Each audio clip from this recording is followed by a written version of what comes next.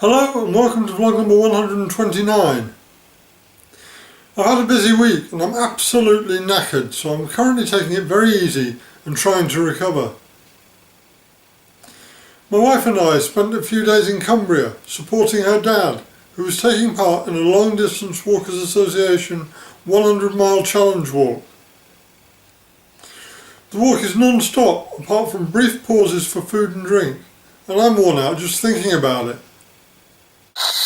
He finished the walk in 43 hours and 42 minutes, which is a hell of an achievement, so I'd just like to say well done Alan Nash, you're an absolute star. I still think you're mad though. The DBS speech therapist returned my call at last, so on Wednesday I travelled to the National Hospital for Neurology and Neurosurgery in Queen Square, London, to have a complete shakedown of the settings of my neurostimulator. I have been struggling with impaired speech and some other problems which are possibly related, biting the inside of my mouth when eating, and muscular tension in my jaw, for some considerable time, and it has been getting progressively worse, as you might expect with a progressive condition such as Parkinson's. So, when I had my last scheduled appointment with my neurologist, she referred me to the DBS speech therapist for assessment.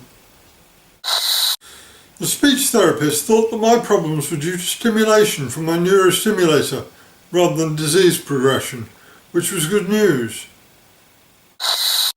Not such good news was that the implant that I have does not offer, by default, one of the settings that they would like to try, and that they would have to apply to the manufacturer of my neurostimulator for a code that can be input to my device to enable it, a process that can take up to 2 months.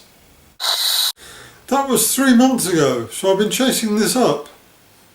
I only found out the other day when the DBS speech therapist returned my call that they haven't even applied for the code yet. I was fuming, as you can imagine. Anyway, the speech therapist thought that it would be worthwhile having a shakedown of my settings in any case, just to see if they could improve things for me, hence this appointment. The first person that I see is the DBS speech therapist, who performs a benchmark, assessing and recording my voice on arrival so that it can be compared with my voice after they've adjusted my device. The speech therapist then hands me over to one of the DBS team neurologists, who has a special interest in the effects of DBS on speech, to have a play around with the settings of my neurostimulator. We discussed my current settings, what was good and what was bad about them, and then he started to make changes based upon my existing settings. I wish I could say that this was a scientific process, but, being no doubt, this is very much a process of trial and error.